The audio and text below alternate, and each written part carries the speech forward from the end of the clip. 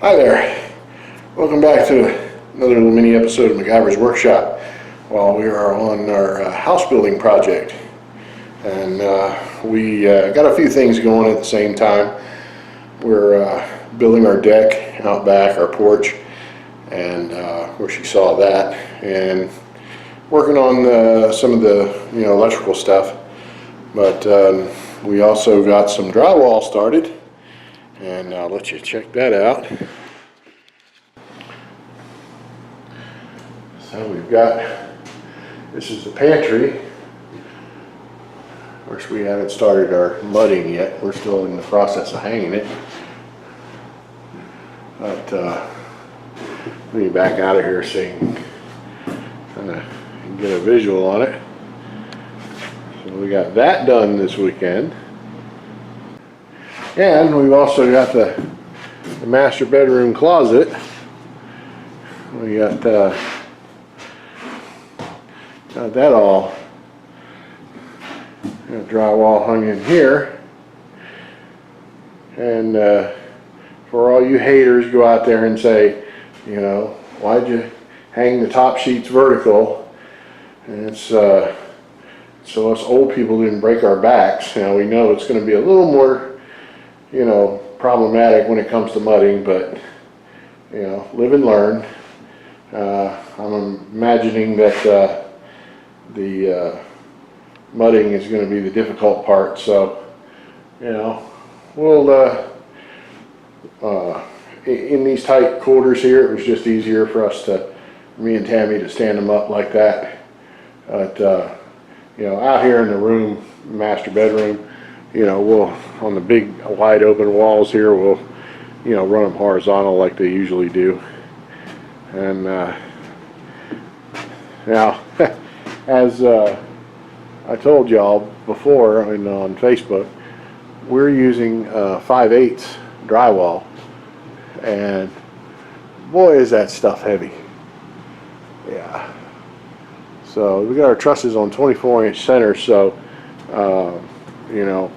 having the 5/8 drywall, just a little extra insurance for your ceiling not to sag. Let's see here, there's your, here, I'll turn the camera around so you can see. We're just going ahead and using the 5/8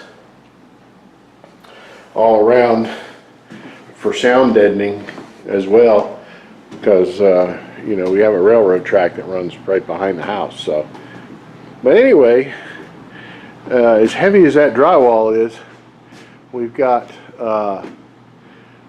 getting it up there on a 10-foot ceiling is no easy task. So what we're using is that drywall lift that I mentioned in my previous video. Thank you, James Green, for lending it to me. One little quickie tip that I can share is that if it's an older one or been around a while, I don't know, these little black plastic feet tend to mark up the drywall like a black crayon. You can see up here, which in the grand scheme of things is probably not a huge hairy deal when you're going to prime over it, but what I saw as a quickie little MacGyver fix is some foil duct tape, not duct tape as in 200-mile-an-hour NASCAR tape, but actual foil tape that you seal up, assemble HVAC ducting with, and that gives you a surface there where this drywall will glide across it and not get all marked up. So, but other than that, I can't very well do this and work the camera at the same time, so we're going to get the drywall mounted up on the lift and get it put up there. And you'll see in this particular piece of drywall, we had to cut a hole for the ceiling fan here in the master bedroom. And of course, when we get down there at the end, we'll have to cut that one for the duct. But as you can see, We had the same thing with all the can lights. They're always fun. So cut holes for and line them up. But anyway, stand by for a second. Let me get get my 8-foot sheet of 5/8 drywall on here, and we'll jack her up.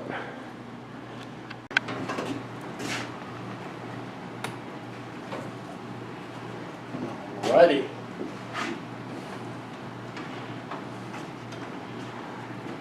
I will say that this thing is probably the next best thing to sliced bread.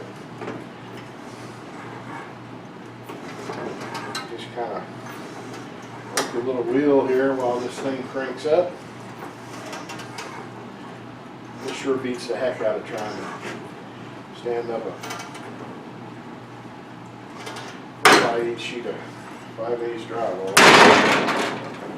And I wouldn't even begin to want to think about what a 12-foot, 14-foot sheet would be like.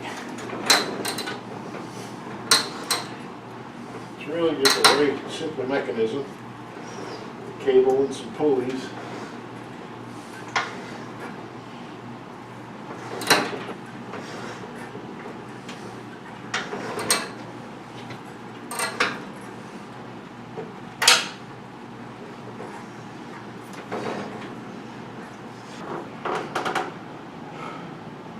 Now this is just beats the holy hand grenades out of trying to hold something this big up and get it in place where we want it. Now I have to get up here and tuck my wires out of the way here.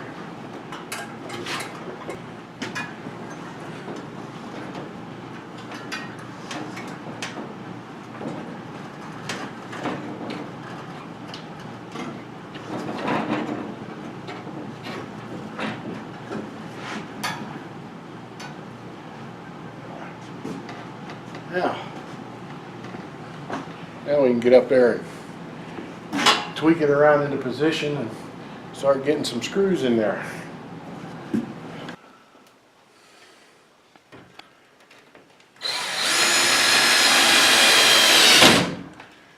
Holds it right up there nice and pretty.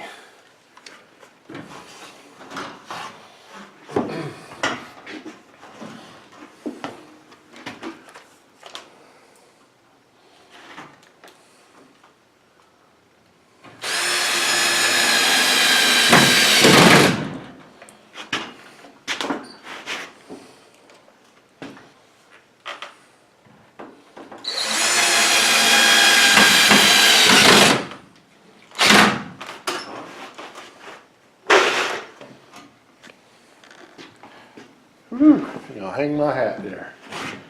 Then, when you get a bunch of screws in there to hold it in, you just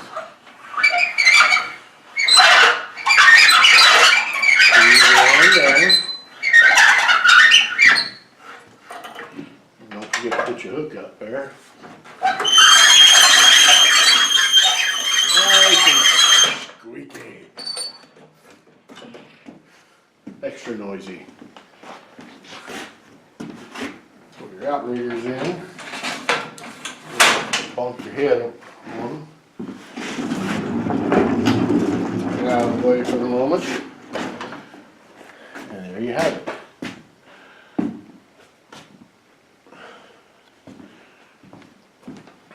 Okay, now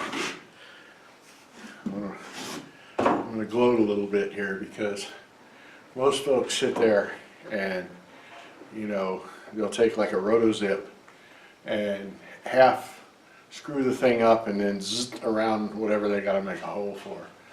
And since I don't actually have a rotozip, I have to do the manual deal where I have to measure out where all my holes are and hope to God everything lines up just right.